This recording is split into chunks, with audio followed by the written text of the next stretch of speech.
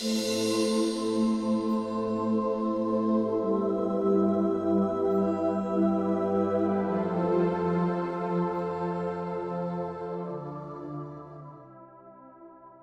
story of Saint Rose of Lima.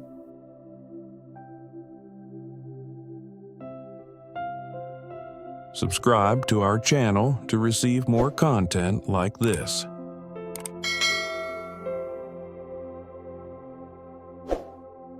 In the late 1500s, far from the lands where the apostles once walked, God raised up a saint in a place few could imagine, the bustling city of Lima, Peru.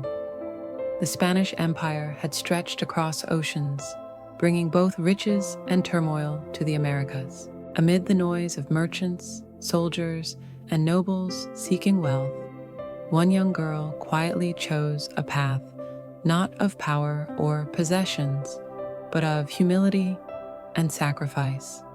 Her name was Isabel Flores de Oliva, though the world would come to know her as Rose of Lima. Rose's life began simply, but from the start, she stood out. As a baby, her cheeks were so beautiful and radiant that her family compared her to a rose, giving her the nickname that stayed with her forever. Yet beauty, for her, was never a crown she wished to wear. Even as a child, Rose longed for something deeper than admiration. She longed for God. In a time when wealth and appearances meant everything, Rose desired only to live in the light of Christ. From the very beginning, her story was one of contrast. A young girl admired for her outward beauty, yet determined to give all glory to God. Her life would not follow the path expected for a girl in colonial Peru. Instead, she would show that true greatness does not come from riches or power, but from purity, faith, and selfless love. As Rose grew, her devotion to God became clearer. While other children played games in the streets, Rose often withdrew into prayer. She spent hours reflecting on the lives of the saints, especially Saint Catherine of Siena, whose courage and devotion inspired her. Rose's family noticed her unusual discipline and her deep seriousness, even at a young age. Her beauty drew much attention, and many admired her grace. Suitors began to notice her as she entered her teenage years, believing she would marry well and bring honor to her family. But Rose's heart was already spoken for. She considered herself betrothed to Christ. She quietly resisted the pressures of society and even took steps to make herself less appealing, rubbing her face with pepper and cutting her hair to avoid unwanted attention. Her family often misunderstood her choices. They wanted her to marry, to enjoy life, and to use her beauty as a blessing for advancement. But Rose could not be swayed. She gently but firmly declared that her life belonged to God and no one else. Her decision puzzled many, but it marked the beginning of her lifelong journey of sacrifice and devotion. Rose's devotion was not only seen in prayer, but in the way she lived. She took on fasting, often eating only bread and water. She made herself a crown of thorns, hidden beneath flowers, to remind herself of Christ's suffering.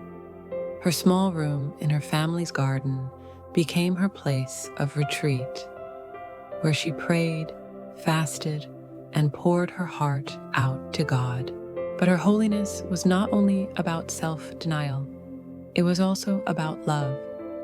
Rose cared deeply for the poor and the sick around her. She worked with her own hands, growing flowers and sewing clothing, selling them in the marketplace to support her family and to give to those in need. Though she lived a life of sacrifice, she never closed her heart to others. To those who came to her, she was gentle, compassionate, and filled with encouragement. The people of Lima began to notice her holiness. Though she lived quietly, her reputation spread.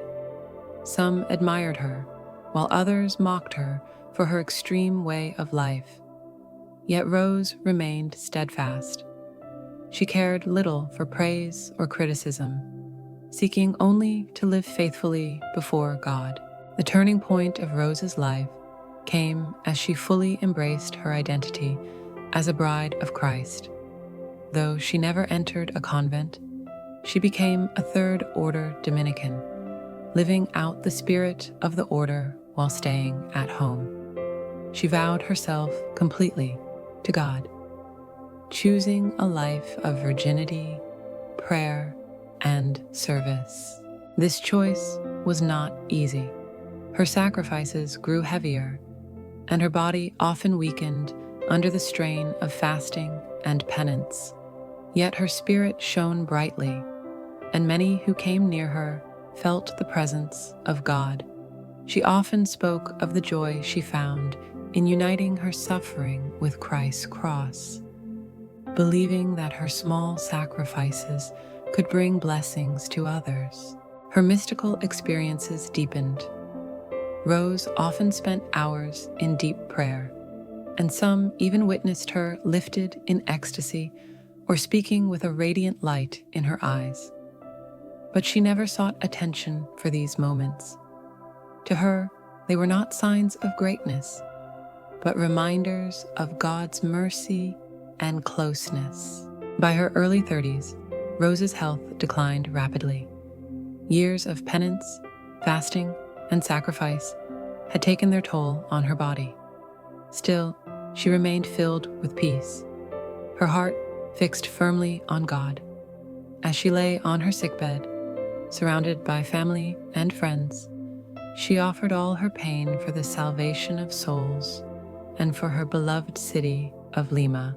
On August 24th, 1617, at only 31 years old, Rose of Lima passed away. The city mourned deeply, for even those who once mocked her recognized the holiness of her life. Thousands came to her funeral, and her memory spread quickly across the world. She became the first person born in the Americas to be declared a saint by the Catholic Church. Her life had been hidden, marked not by power or wealth, but by simplicity and sacrifice. Yet through that hiddenness, she revealed something extraordinary: the beauty of a soul fully given to God. Saint Rose of Lima's story is more than just a tale from the past. It is a reminder for us today. She lived in a world filled with distractions, wealth, and ambition, yet she chose simplicity, holiness, and love. She teaches us that true beauty does not lie in outward appearances, but in a heart surrendered to God. Her life also reminds us that sanctity is not reserved for priests, nuns, or those who travel far away. Holiness can be lived in our homes, in our work, and in the ordinary moments of life. Rose found her garden and her city streets to be the place where God shaped her into a saint. And so, the story of Saint Rose of Lima calls us to look within our own lives.